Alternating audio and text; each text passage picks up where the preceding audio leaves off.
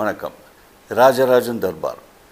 இந்த தமிழக சட்டசபை தேர்தலில் எந்த அணிக்கு வாக்களிப்பது என்ற ஒரு எண்ணம் மக்களுடைய மனதில் இன்னும் முடிவு எடுக்க முடியாமல் எந்தெந்த பெராமீட்டர்ஸை வைத்து முடிவு எடுப்பது என்பதற்கு ஒரு சின்ன என்னுடைய கருத்துக்களை அந்த வகையில் பதிவு செய்ய விரும்புகிறேன். என் எண்ணத்தில் தோன்றிய சில கருத்துக்களை மக்களுடன் பகிர்ந்து கொண்டது.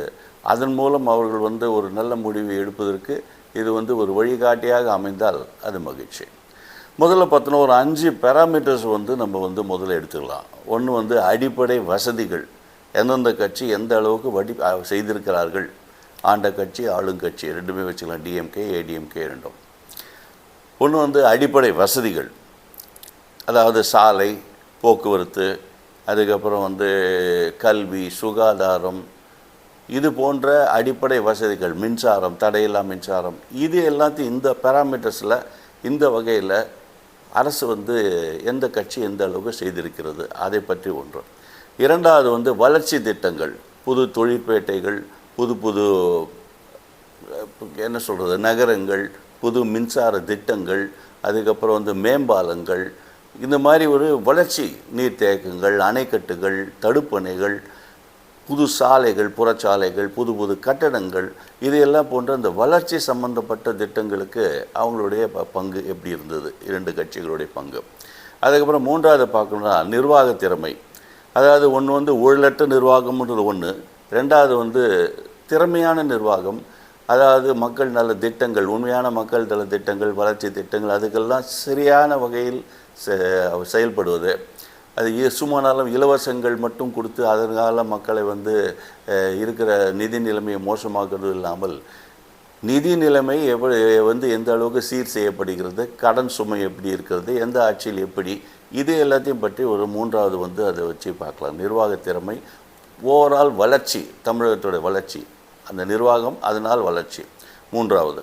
நான்காவது பார்த்தோம்னா பொதுமக்களுடைய அமைதி, சமூக அமைதி என்று சொல்லலாம். இனக்கலவரம், மத கலவரம், கொலை, கொள்ளை, கற்பழிப்பு, பெண்களுக்கு எதிரான குற்றங்கள், அப்புறம் ஒடுக்கப்பட்டவர்களுக்கு எதிரான குற்றங்கள், அது இது போன்ற குற்றங்களை நடக்காமல் பாதுகாக்கிறதுக்கு ஒன்று.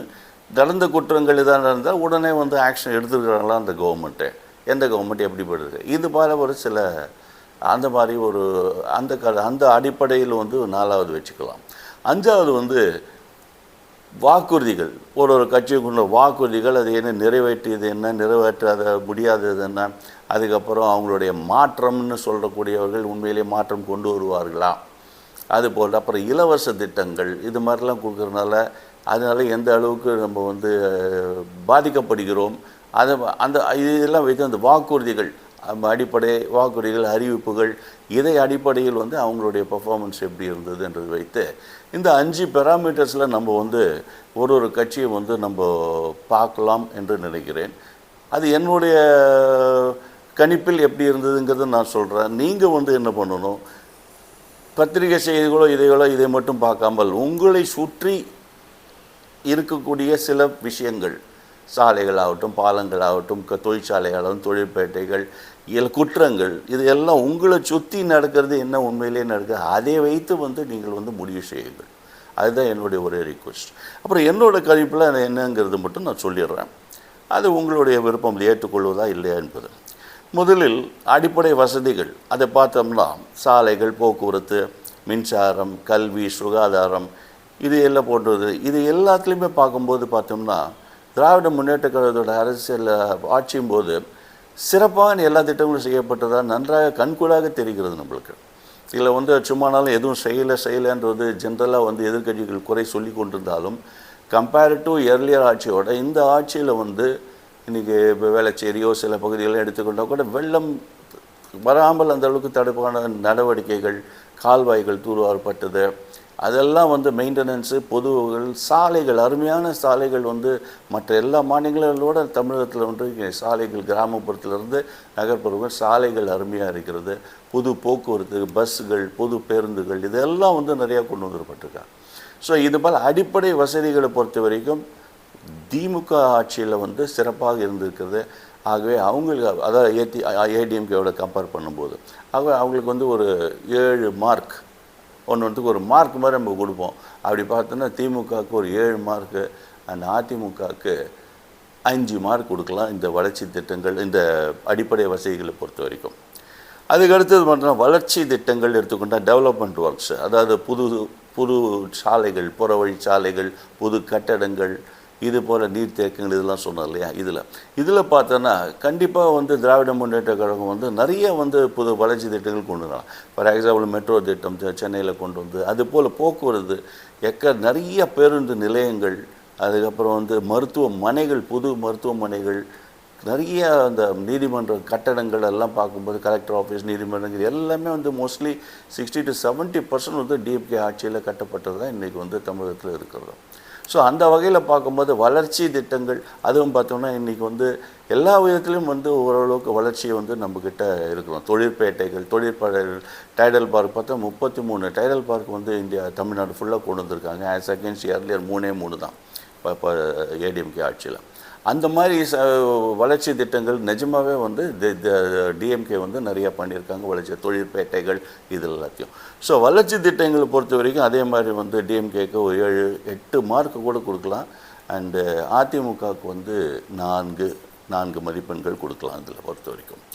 அதுக்கப்புறம் வந்து நம்ம வந்து பார்க்கணும்னா நிர்வாக திறமை, ஊழலற்ற ஆட்சி, அதெல்லாம் சொல்கிறோம் இல்லையா. இதில் ஊழல் என்று சொல்லும்போது நம்மளுக்கு வந்து ரொம்ப டிஃப்ரென்ஸ் இருக்க மாதிரி தெரியல. ஏடிஎம்கே ஆட்சியிலும் டிஎம்கேன்னு சொல்லி அவங்க வந்து செய்யாமல் கொள்ளையடித்தார்களால் இவர்கள் செய்துவிட்டு கொள்ளையடிக்கிறார்கள் என்று கூட சொல்லலாம். ஆகவே ஊழலை பொறுத்த வரைக்கும் நம்ம வந்து கம்பேர் பண்ண முடியாது, இவங்க பெட்டரா அவங்க பெட்டரான்றது. அது ஒரு பக்கம் நடந்து கொண்டே தான் இருக்கும். ஆனால் திட்டங்கள், நிர்வாக திறமை அப்படின்னு வரும்போது இன்றைக்கு வந்து பொருளாதார வளர்ச்சின்னு எடுத்துக்கிட்டோம்னா இந்தியாவிலேயே இன்றைக்கி 11% பொருளாதார வளர்ச்சி வந்து காட்டியிருக்கிறது நம்மளுடைய திமுக ஆட்சியில் இருந்த தமிழகம்.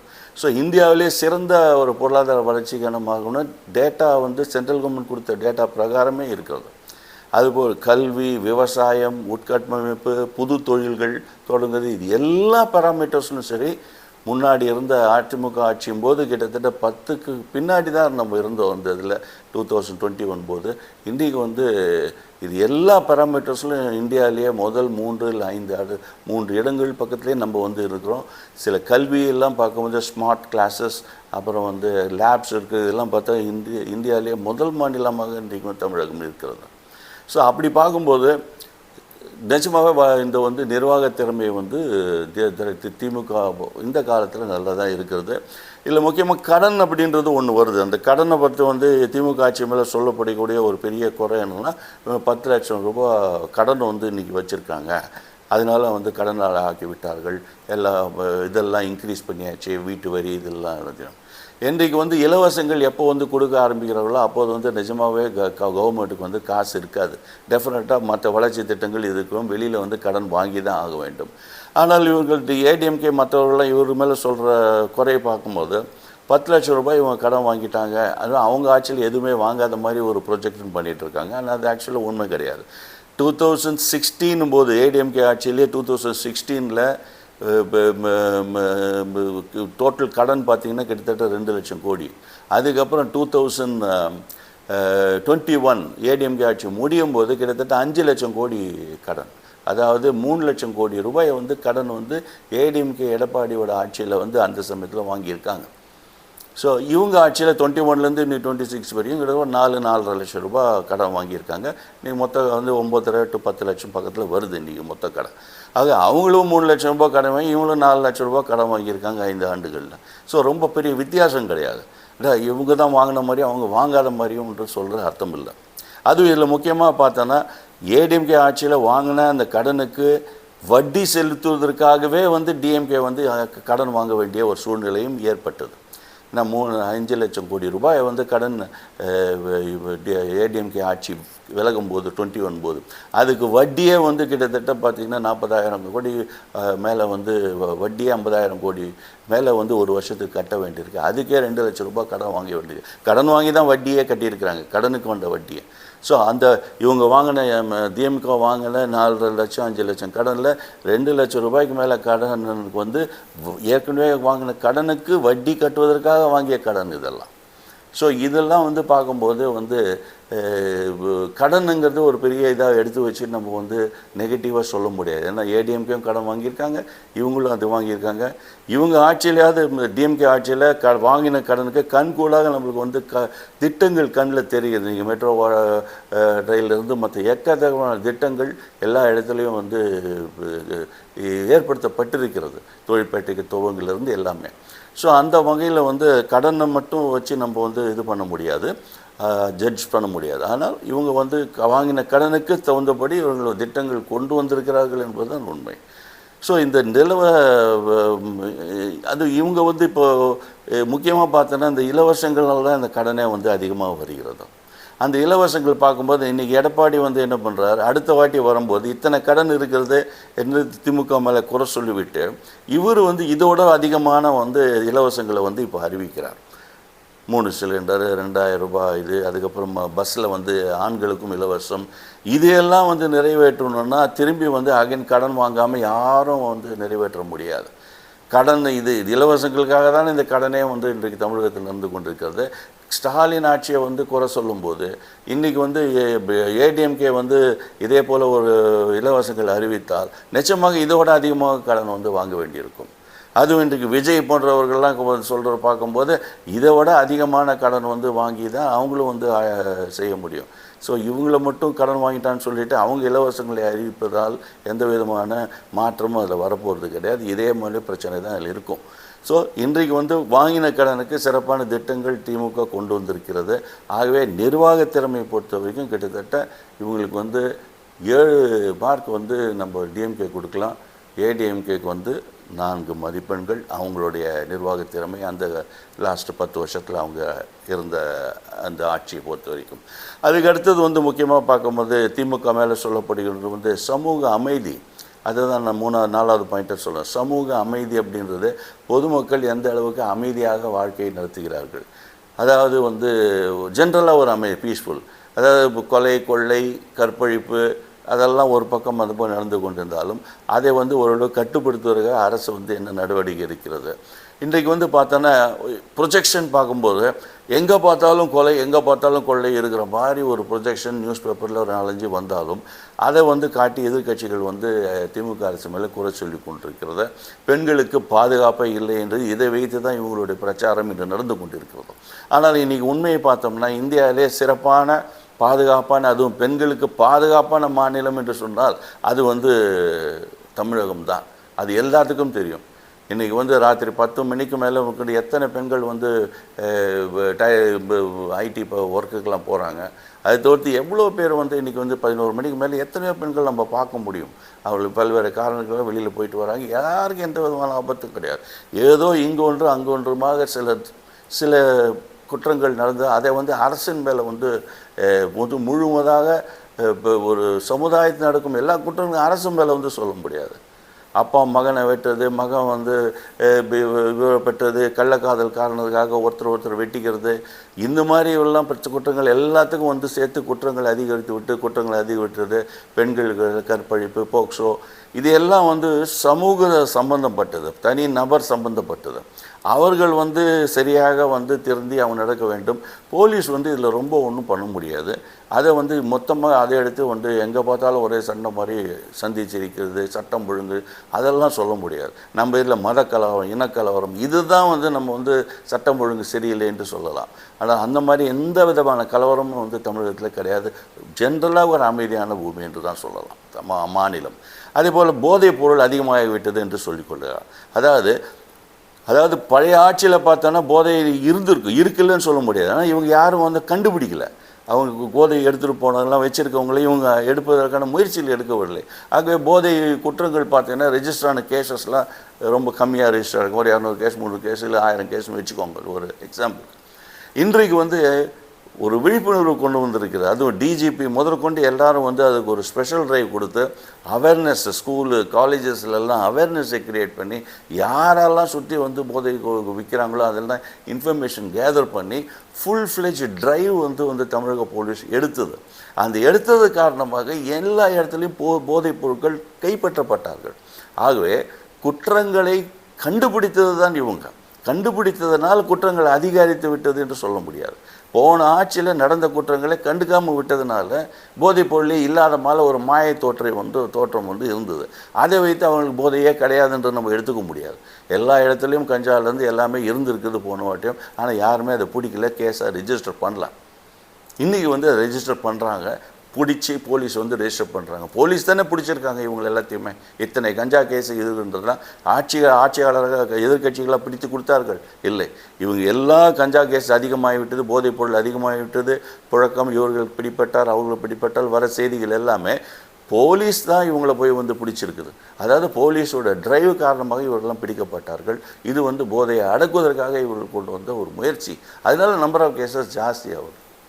அதே மாதிரி தான் போக்சோ தட்டத்துலேயும் அதே மாதிரி தான். நிறைய அவேர்னஸ் ஜாஸ்தியாகணும்னு இன்றைக்கி வந்து குற்றங்கள் அதிகரிக்கிறது. இது வந்து டைரெக்டாக ஆட்சி மேலே நம்ம வந்து சொல்ல முடியாது. குற்றங்கள் நடந்த பிறகு அதுக்கு வந்து இவர்கள் வந்து சரியான நடவடிக்கை எடுத்தார்களா, குற்றவாளியை உடனே கண்டுபிடித்தார்களா அப்படின்னு பார்த்தோம்னா நிஜமாக திமுக அரசு வந்துட்டு நல்லா சிறப்பாக செய்திருக்கிறார். அண்ணா பல்கலைக்கழக கேஸ் எடுத்திங்கன்னா 2 நாளில் அந்த குற்றவாளியை அரெஸ்ட் பண்ணி 3-4 மாதத்தில் அவருக்கு தண்டனையாக வாங்கி கொடுத்துருக்காங்க. இந்தியாவிலே இந்த மாதிரி இவ்வளோ குயிக்கஸ்ட்டாக இவ்வளோ ஒரு சீரியஸ் கேஸ் நடந்தது கிடையாது. அதேமாதிரி வெள்ளாத்துக்குள்ள சம்பந்தம், கோவை மாணவி, இவங்க எல்லாம் திரும்பி இந்த 3 கேஸ் தான் திரும்பி பேசிகிட்டு இருப்பாங்க. பெண்களுக்கு பாதுகாப்பு இல்லைன்னு இதை 3 திரும்பி பேசுவோம். அண்ணா யூனிவர்சிட்டி கேஸு, விளையாட்டுக்குள்ளம், இது ஒன்றா. இது எல்லாத்துலேயுமே வந்து அது தனி நபரும் இவங்கள சம்மந்தப்பட்டது. ஆட்சிக்கு இதுக்கு டைரெக்டாக சம்மந்தப்பட்ட எல்லா குற்றங்களையும் வந்து ஆட்சி போலீஸ்காரர்கள் வந்து தடுத்து முடியும்ன்றது சொல்ல முடியாது. ஒரு ஸ்ட்ரே இன்சிடெண்ட் ஒரு ரிமோட் பிளேஸில் நடக்கிறதுக்கெல்லாம் அந்த போலீஸ் ப்ரொடெக்ஷனோ போலீஸ் தடுக்க தவறிவிட்டது என்றெல்லாம் சொல்ல முடியாது. இதெல்லாம் ஏன்னா இதெல்லாம் வந்து இண்டிவிஜுவல்ஸோட பிஹேவியர், இண்டிவிஜுவல்ஸோட சரௌண்டிங்கு, எந்த சமயத்தில் அது நடக்குது, எந்த இடத்துல சுற்றி யாரும் இல்லாத இடம், அந்த இடத்துல வந்து போலீஸ் வந்து இருக்கக்கூடிய வாய்ப்பே கிடையாது. அந்த இடத்துல ஒரு குற்றம் நடந்தால் அதை வந்து போலீஸ்க்கு மட்டும் நம்ம வந்து டைரெக்டாக சொல்ல முடியாது. அது முக்கியமாக வந்து சமூகத்தில் வந்து அந்த குற்றங்கள் செய்கின்ற மனப்பான்மை வந்து அதிகமாகிறது சிலரிடம். ஆகவே அதெல்லாம் வந்து மனமாற்றத்தின் வழியாக தான் கொண்டு வர முடியும். ஆனால் இப்போ அரசு என்ன செய்ய முடியும்? குற்றம் செய்தால் அவளை பிடிக்கணும், பிடிச்சி தண்டனை வாங்கி கொடுத்துருக்காங்களா, அதுதான் அரசு வந்து செய்ய முடியும். அவளை மனமாற்றத்துக்கு அரசு வந்து முழுக்கமாக ஒழுக்கத்தை கொண்டு வருவது அரசு வந்து முழுதாக வெற்றி அடைய முடியும் என்று சொல்ல முடியாது. ஸோ அந்த வகையில் பார்க்கும்போது எல்லாம் இந்த 3 கேஸ்லையுமே சீக்கிரமாக வந்து குற்றவாளி பிடிபட்டால் தண்டனையும் வந்து வாங்கி கொடுக்கப்பட்டிருக்கிறது. இது வந்து டெஃபினட்டாக அப்ரிஷியேட் பண்ணணும். ஸோ இதை வைத்து விட்டு சட்டம் ஒழுங்கு சற்றும் சரியில்லை திமுக ஆட்சின்னு சொல்வது எந்த விதமான அர்த்தமும் இல்லை. ஜென்ரலாக இது வந்து தமிழகம் வந்து அமைதியான மாநிலம். பெரும்பான்மையான பெண்கள் வந்து அமைதியாக ஈவன் இரவு நேரங்களில் கூட அவங்கள வந்து ஐடி ஒர்க்குக்கெல்லாம் அவங்க வந்து போயிட்டு வராங்க சேஃபாக. ஒரு இன்சிடென்ட் கூட கிடையாது, எங்கேயுமே கிடையாது. எங்கேயோ ஒரு இடத்துல 1-2 நடக்குது தவிர்த்து வேறு எல்லாம் பெரும்பான்மை இடங்கள் அமைதியாக தான் இருக்கிறது. இனக்கலவரம், மதக்கலவரம், எப்போ ஜாதி சண்டை, இதெல்லாம் ரொம்ப ரேர் தான் நம்ம தமிழகத்தை பொறுத்த வரைக்கும். ஆகவே ஜென்ரலாக அமைதியாக தான் ஒரு சூழ்நிலை தான் மக்கள் இருக்கிறார்கள். இது அவங்கவுங்களும் அந்த ஏரியாவை பார்த்தா ஏரியாவில் எத்தனை குற்றம் நடந்தது என்னென்னது வச்சு அவர்கள் முடிவு பண்ணுங்கள். அப்போ தெரியும் உண்மையிலேயே பத்திரிகைகள் எந்த அளவுக்கு பூதாகாரமாக சொல்லப்பட்டிருக்கிறது, எதிர்கட்சிகள் எப்படி வந்து அதை அதிகமாக பெரிதுபடுத்தி பேசி கொண்டிருக்கிறார்கள் என்றால். ஸோ அவங்கவுங்க அந்த ஏரியாவில் இருக்கிற சட்ட ஒழுங்கு எப்படி இருந்தது, அமைதி இருக்குதா இல்லையான்னு பார்த்து இதை வந்து முடிவு பண்ணுங்கள். என்னை பொறுத்த வரைக்கும் இந்த சட்ட ஒழுங்குகளுக்கு அமைதி நிலவுகின்றது தமிழகத்தில். ஆகவே இவங்களுக்கு வந்து இவங்களுடைய ஆட்சிக்கு வந்து கிட்டத்தட்ட ஒரு 6 மார்க் 7 மார்க் வந்து 6 மார்க் மேலே நம்ம கொடுக்க முடியும் நம்மளுடைய டிஎம்கே ஆட்சியில். ஸோ அதுக்கப்புறம் வந்து முக்கியமாக பார்த்தோன்னா அறிவிப்புகள், வாக்குறுதிகள், அதுக்கப்புறம் இலவசங்கள், இதெல்லாம் வந்து 5வது கேட்டகரியாக வச்சுக்கலாம். திமுக நிறைய வாக்குறுதி கொடுத்து ஆனால் எதையுமே நிறைவேற்றவில்லை என்று சொல்லி கொண்டிருக்கிறார்கள். இதில் வந்து என்னென்னா எல்லா வாக்குறுதியும் வந்து நிறைவேற்றணுன்றது சொல்ல முடியாது. ஏன்னா நிறைய விஷயங்கள் வந்து நிதி சம்பந்தப்பட்ட விஷயங்கள். அந்த நிதி சம்பந்தப்பட்ட விஷயங்கள் எல்லாம் நிறைவேற்றணும்னா அதுக்கு வந்து காசு தேவைப்படுது. இன்றைக்கி இருக்கிற பொருளாதார நிலை, வளர்ச்சி திட்டங்கள், அடிப்படை வசதிகள், இதுக்கே காசு செலவாக இருக்கும்போது இருக்கிற எல்லாத்தையுமே வந்து எல்லா வாக்குறுதியும் நிறைவேற்றி முடியும்ன்றது அது ஒரு பெரிய குறையாக எடுத்துக்கொள்ள முடியும். முடிந்த வரைக்கும் நிறைவேற்றுகிறார்கள், இல்லாவிட்டால் அது வந்து அடுத்த வாட்டியை நிறைவேற்றுவாங்க என்று தான் சொல்ல முடியும். இவங்க வந்து சிறப்பான பல திட்டங்களை நிறைவேற்றியிருக்கிறார்கள். அதில் வந்து நான் முதல்வன் திட்டம், தமிழ் புதல்வன், அதுக்கப்புறம் வந்து மகளிர் தொகை, இதெல்லாமே ஒரு ரீசனபிளாக பண்ணியிருக்காங்க. இலவச பேருந்து, நம்ம 48 மணி நேரத்தில் வந்து ரோடு ஆக்சிடெண்ட் இந்தியாவிலே எங்கேயும் இல்லாத ஒரு திட்டம் அது. அது மக்கள் தேடி மருத்துவம், நிறைய திட்டங்கள் வந்து இவங்க வந்து கொண்டு வந்திருக்கிறார்கள். கொடுத்த வாக்குறுதிகள் நிறைய செஞ்சுருக்கிறாங்க. ஆக சில இது செய்ய முடியலை. அதை வந்து மோஸ்ட்லி அது வந்து நிதி சம்மந்தப்பட்ட விஷயங்கள். இந்த ஓல்டு பென்ஷன் ஸ்கீம் இதெல்லாம் கண்ணாமூன்னா நிதி தேவைப்படுது. ஜஸ்ட் லைக் தான் கொடுக்க முடியாது. அதை முயற்சி செய்கிறேன்னு சொன்னாங்க, பண்ணலை, அவ்வளோதான். ஆனால் இதை வந்து இப்போ அது ஒன்று ஞாபகம் வச்சுக்கணும். இன்றைக்கி திமுகனால் இதை பண்ண முடியலன்னா நாளைக்கு இன்னொரு ஆட்சி டெஃபினட்டாக பண்ண முடியாது. ஏன்னா திறமை வந்து டெஃபினட்டாக திறமை வந்து திமுகவுக்கு இருக்கிற திறமையோட மற்றவங்களுக்கு வந்து அந்த திறமை வந்து மற்றவங்களுக்கு இருக்குமான்றது சொல்ல முடியாது. என்ன தான் திறமை இருந்தாலும் சரி, நிதி வந்து தேவைப்படும். ஸோ இன்றைக்கி வந்து ஓல்டு பென்ஷன் ஸ்கீம் வந்து திமுகனால் கொண்டு வர முடியலைன்னா அதுக்கான நிதி தான் காரணம். அதுபோல் தூய்மை பணியாளர்கள், அவங்களுக்கு வந்து நிரந்தரம்னா செவிலியர்கள், தூய்மை பணியாளர்கள் எல்லாத்தையும் வந்து நிரந்தரம் பண்ணோன்னா காசு வந்து தமிழக அரசோட பட்ஜெட் 3 மடங்கு ஜாஸ்தியாகும். அதுக்கான மனசு இருந்தால் கூட அங்கே நிதி கிடையாது. ஆனால் இதை வந்து இப்போ எதிர்கட்சிகள் வந்து ஏன் செய்யவில்லை என்ற கேள்வி கேட்டால், ஆனால் இவங்களால டெஃபினட்டாக பண்ண முடியாது. வாக்குறுதி வேணால் கொடுக்கலாம், நான் பண்ணி கொடுக்குறேன். அது வந்து போலி வாக்குறுதியாக இருக்க முடியும். ஏன்னா திமுகவால் பண்ண முடியலன்னா மற்றவங்களாலும் பண்ண முடியாதுங்கிறது ரொம்ப கிளியராக எடுத்துக்கலாம் நம்ம. ஏன்னா அந்த அளவுக்கு முயற்சி வந்து இந்த வாட்டி திமுக வந்து பண்ணியிருக்காங்க. அதுவும் இந்த இலவசங்களெல்லாம் வேறு இந்த ஏடிஎம்கேன்னு சரி எல்லாம் வந்து இன்றைக்கி விஜய் முதற்கொண்டு எல்லோரும் வந்து இலவசங்களை அறிவித்து கொண்டிருக்கிறார். இதுகளை எங்கேருந்து இவங்களுக்கு காசு கிடைக்கும் முதல்ல அந்த காசெல்லாம் வந்து இந்த போனோன்னா இன்றைக்கி கடனை முதற்கொண்டு கிட்டத்தட்ட இதோட கடனோட 3 மடங்கு கடன் வந்து நம்மளுக்கு வந்து தேவைப்படும். 20 லட்சம் கோடிக்கு மேலே தேவைப்படும் இவங்க மற்றவங்க அனௌன்ஸ் பண்ணுற அந்த இலவசங்கள் எல்லாத்தையும் கொடுக்கறதுக்கு. இது எல்லாத்தையும் வந்து அதுக்கு மேலே இது வளர்ச்சி திட்டங்கள், அடிப்படை வசதிகள் அது செய்யறதுக்கு கூட காசு இருக்காது. அந்த மாதிரி ஒரு நிலைமை தான் வரும். இவங்க மற்றவங்களை அனுபவிக்கின்ற அந்த இலவசங்கள் எல்லாம் நம்ம உண்மையை இருந்து அதை எடுத்துக்கொண்டு அதை உண்மையிலேயே அவங்க நிறைவேற்றினால் நிச்சயமாக ஒரு திவால் தான் ஆகும் தமிழக அரசு, நாளைக்கு அரசாங்கம். ஸோ வாக்குறுதிகளை பொறுத்த வரைக்கும் திமுக ஓரளவுக்கு ரீசனபிள், எதை செய்ய முடியுமோ அதை மட்டும் தான் சொல்லியிருக்காங்க. மற்றவங்கள மாதிரி ஏட்டிக்கு போட்டி மாதிரி சொல்லவில்லை. ஆகவே அந்த வாக்குறுதிகள் வந்து கிட்டத்தட்ட ஒரு 5 மார்க் கொடுக்கலாம் அதுக்கு. அப்படி பார்க்கும்போது ஓவராலாக பார்த்தோம்னா இன்றைக்கி வந்து ஆண்ட கட்சிகள் 2 கட்சிகளை பொறுத்த வரைக்கும் மார்க் வந்து திமுக அவங்களுக்கு வந்து என்னுடைய கணிப்பு பிரகாரம் கிட்டத்தட்ட ஒரு 70% 75% மார்க் வந்து நம்ம வந்து கொடுக்கலாம். அவங்க வந்து திருப்பியும் ஆட்சிக்கு வந்தால் டெஃபினட்டாக இன்றைக்கு தொடங்கிய பல திட்டங்கள் வந்து அதில் வந்து தொடர்ந்து நடைபெறும். அது ஒன்று. நம்ம இதில் எப்போவுமே ஒரு காட்சி ஆரம்பித்த திட்டங்கள் மறு ஆட்சி வந்து அதுக்கு நிறுத்திடுவாங்க. அப்படி வரும்போது திமுக ஆட்சியில் தொடங்கப்பட்ட பல திட்டங்கள் வந்து தொடர்ந்து கடைபிடித்து அதை தொடர்ந்து நடைபெற்று மக்களுக்கு பயனடைய வேண்டும் என்றால் அது வந்து திமுக ஆட்சிக்கு வர வேண்டும். அதை 75% வந்து டெஃபினட்டாக வந்து திமுக மார்க் கொடுக்கலாம். அதே மாதிரி ஏடிஎம்கேக்கு வந்து இதை பொறுத்த வரைக்கும் 50 மார்க்ஸு 50% தான் நம்ம கொடுக்க முடியும் ஓவரால் அவங்களுடைய பர்ஃபார்மன்ஸு பழைய இதெல்லாம் பொறுத்த வரைக்கும். ஸோ இந்த 2 வந்து திமுக வந்து பெட்டருங்கிறது என்னுடைய கணிப்பு. இது வந்து மக்கள் வந்து அவங்களுக்கு வேண்டிய இது நான் சொன்ன அந்த 5 விஷயங்களை மட்டும் மனசில் வச்சு அடிப்படை வசதிகள், வளர்ச்சி திட்டங்கள், நிர்வாக திறமை, அதுக்கப்புறம் வந்து அமைதி, சமூக அமைதி, 5வது வந்து வாக்குறுதிகள் அண்ட் அறிவிப்புகள், மாற்றம், இது எல்லாத்தையும் வச்சு அவங்க வந்து மனசில் என்ன பண்ணுறதோ அதை வச்சு ஒரு மார்க்கை போட்டு அதை பற்றி ஒரு 2 கட்சியில் எதுங்கிறது முடிவு பண்ணலாம்.